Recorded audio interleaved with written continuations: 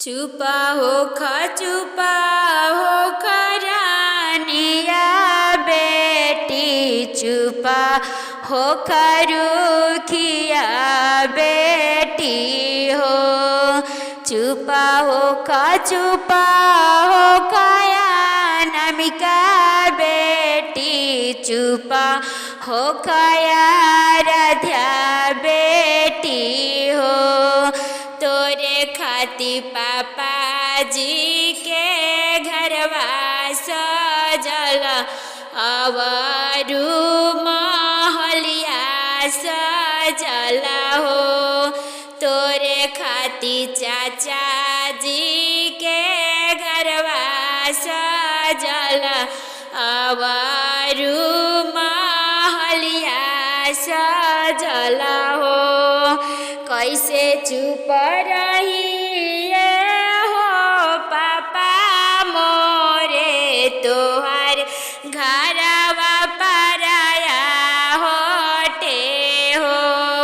तोहारो आंगनवा पापा रात भर के हो, मोर बसेरा बाटे हो।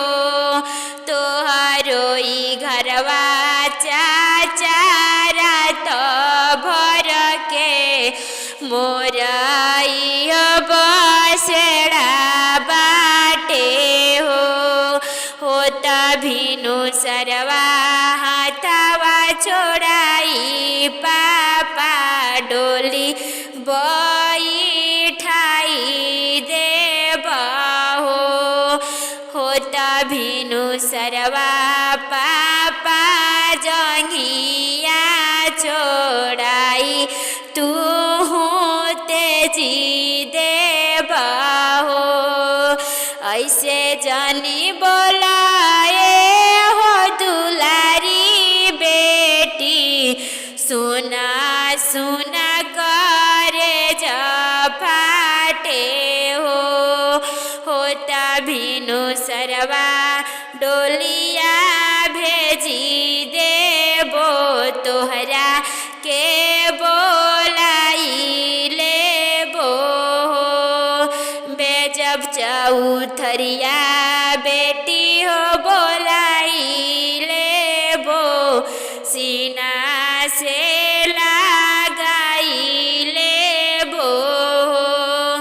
बेजब चौथरिया